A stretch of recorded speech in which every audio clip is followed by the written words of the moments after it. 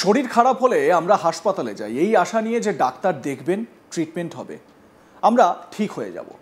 এর মাঝে তো ভুল চিকিৎসা, বিল বাড়ানো নানা ঘটনা ঘটেই থাকে, আকছার ঘটছে। কিন্তু তা বলে হাসপাতালে এক মেয়ের নিরাপত্তাটুকুও থাকবে না?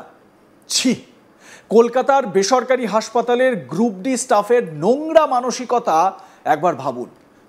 ওই মহিলার সঙ্গে নোংরামি করতে দুবার ভাবলো না। ইকবালপুরের এই হাসপাতালের এই ঘটনা ঘটেছে, যা নিয়ে সরগরম কলকাতা। ঘটনায় পুলিশ অভিযুক্তকে ধরেও ফেলেছে। বছর 35-এর ওই মহিলার গল ব্লাডারে স্টোন ধরা পড়ে, সেখান থেকে ওটি হয় তাঁর। তারপর তাকে বেডে দেওয়া হয়।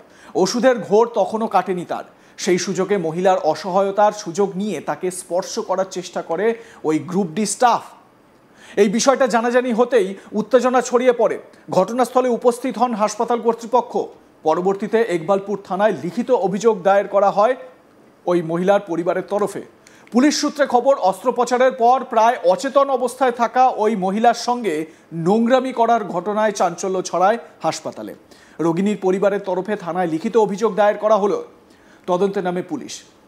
রোগিনীর বয়ান রেকর্ড ও হাসপাতালের সিসিটিভি ফুটেজ খতিয়ে দেখে সোমবার রাতে ভারতীয় ন্যায় সংহিতার ধারা 75(2) অনুযায়ী অভিযুক্তকে গ্রেপ্তার করে ইকবালপুর থানার পুলিশ। বুধবার অভিযুক্তকে আদালতে পেশ করে পুলিশি হেফাজতের নির্দেশ দিয়েছে আদালত। ধৃতকে জেরা করা হচ্ছে, তদন্ত করছে পুলিশ। ঘটনার পর প্রশ্ন উঠতে শুরু করেছে সংশ্লিষ্ট হাসপাতালের অভ্যন্তরীণ নিরাপত্তা ব্যবস্থা নিয়ে।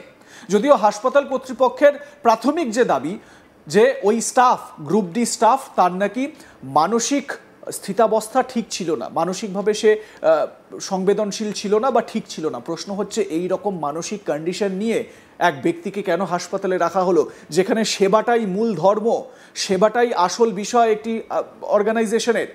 অপারেশন থিয়েটার সংলগ্ন কেবিনে যদি এই ধরনের ঘটনা ঘটে, তাহলে ওই হাসপাতালের ওয়ার্ডগুলিতেও রোগীদের নিরাপত্তা কোথায়? এই প্রশ্ন তুলছেন অনেকে।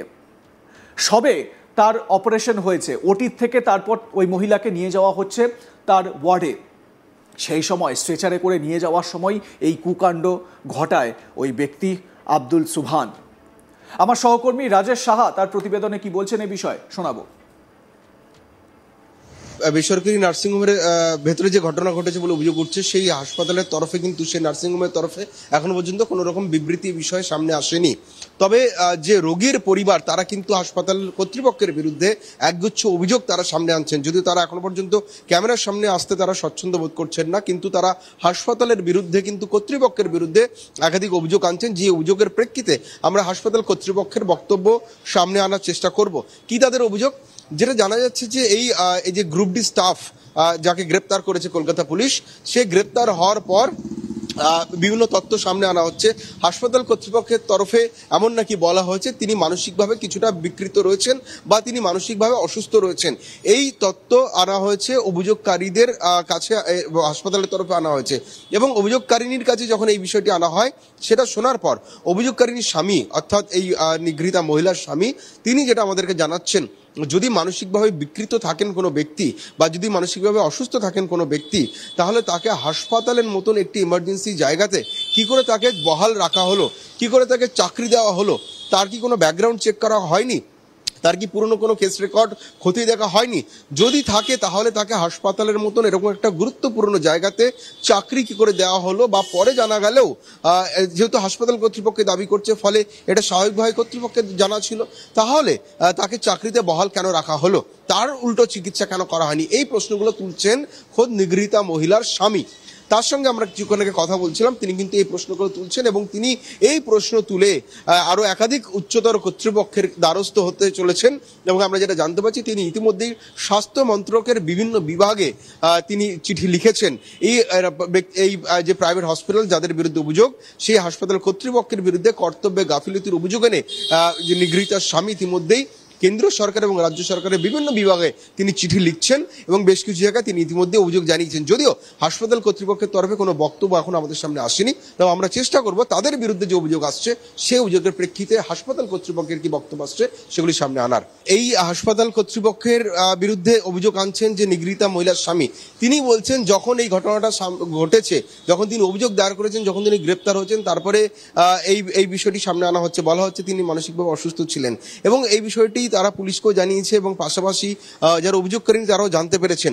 তারপরে কিন্তু তারা প্রশ্ন তুলছেন যে যদি মানসিকভাবে অসুস্থ থাকেন তাহলে কি করে হাসপাতালের মতন একটি গুরুত্বপূর্ণ জায়গায় সে চাকরি পেলো বা চাকরিতে বহাল তবিয়তে থাকলো, এই প্রশ্ন তোলা হচ্ছে। এবং পাশাপাশি তিনি যেটা দাবি করছেন যে সম্ভবত তাদের এই বয়ান মিথ্যে হতে পারে, হয়তো এখন পিঠ বাঁচানোর জন্য এমন বক্তব্য তারা রাখতে পারেন।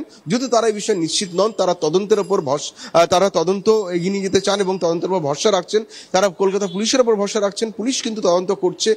ইতিমধ্যে এই অভিযুক্তকে গ্রেপ্তার সেদিনই করা হয়েছিল যেদিন এই ঘটনা ঘটেছে। যেদিন ঘটনা ঘটেছে অর্থাৎ 3রা আগস্ট, সেই দিনই অভিযোগ দায়ের করা হয় এবং সেদিনই গ্রেপ্তার করা হয়। যেটা জানা যাচ্ছে যে 11টার কিছু পরে আশপাশের টাইমে এই ঘটনাটি ঘটেছে এবং তারপরে যখন ঘটনাটি জানতে পারেন নিগৃহীতার স্বামী ইকবালপুর থানায় অভিযোগটি দায়ের করেন এবং দুপুর 2:30টার মধ্যে অভিযুক্তকে গ্রেপ্তার করা হচ্ছে হাসপাতাল থেকে। 3রা আগস্ট এই ঘটনাটি ঘটেছে বলে অভিযোগ করা হচ্ছে এবং এই ঘটনার কিছুক্ষণ পরেই যে রোগিনী তিনি তার স্বামীকে গোটা বিষয়টি জানান। তিনি জানতে পেরেই, দেখো এই মুহূর্তে আমি রয়েছি ইকবালপুর থানার সামনে, একেবারে দাঁড়িয়ে রয়েছি।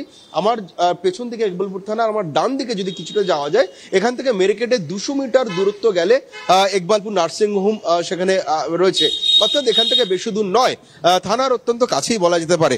এই ঘটনা জানতে পেরেই নিগৃহীতার স্বামী তিনি ইকবালপুর থানায় আসেন এবং গোটা বিষয়টি তিনি পুলিশ আধিকারিকদের জানান এবং তার অভিযোগের ভিত্তিতে ইকবালপুর থানা তৎক্ষণাৎ 75 বিএনএস একটি এফআইআর রেজিস্টার করে এবং তদন্ত শুরু করে। এবং তদন্ত শুরু করার পর ইকবালপুর থানার পুলিশ আধিকারিকরা ইকবালপুর নার্সিং হোমে গিয়ে একাধিক সিসিটিভি ফুটেজ খতিয়ে দেখেন। হাসপাতাল কর্তৃপক্ষের তরফে এখনো পর্যন্ত কোনো বক্তব্য সামনে আসেনি। আমি আবারও বলছি, এই অভিযোগ তোলা হয়েছে নিগৃহীতা যিনি রোগী তার স্বামী তিনি এই প্রশ্ন তুলছেন। তবে তিনি আদৌ মানসিকভাবে বিকৃত না অসুস্থ সেটা আমরা জানি না, এটা অবশ্যই তদন্তের সাপেক্ষ। এই অভিযোগ করা হচ্ছে যে তাদেরকে জানানো হয়েছে যে অভিযুক্ত ব্যক্তি বা ধৃত ব্যক্তি তিনি মানসিকভাবে অসুস্থ। তবে এই কথা কতটা সত্যি সেটা তদন্তেই প্রকাশ পাবে বা আদৌ সত্যি কিনা সেটা জানা যাবে। তবে এখনো পর্যন্ত কিন্তু হাসপাতাল কর্তৃপক্ষের তরফে কোনো বক্তব্য সামনে আসেনি। এই গ্রুপ ডি স্টাফ সম্পর্কে বিশেষ তথ্য এখন পর্যন্ত হাতে আসেনি। পুলিশের কাছে যখন অভিযোগ করা হয় তখন কিন্তু এই স্টাফকেও তারা চিনতেন না, শুধু তারা জানান যে এক ব্যক্তি এই ধরনের অভব্য আচরণ তিনি করেছেন। এবার পুলিশ যখন খতিয়ে দেখেন, পুলিশ যখন সিসিটিভি ফুটেজ খতিয়ে দেখে, সে সময় জানা যায় ব্যক্তির নাম আব্দুল সুবহান, তার বয়স 33 বছর এবং তার বাড়ি যেটা জানা যাচ্ছে যে MM আলী রোড, কলকাতাতেই MM আলী রোড, সেখানের বাসিন্দা হচ্ছে এই আব্দুল সুবহান। তিনি হাসপাতালে গ্রুপ ডি স্টাফ হিসেবে দীর্ঘদিন ধরে কাজ করতেন। তবে অতীতে তার এরকম ধরনের কোনো ঘটনার কথা কিন্তু এখনো পর্যন্ত সামনে আসেনি।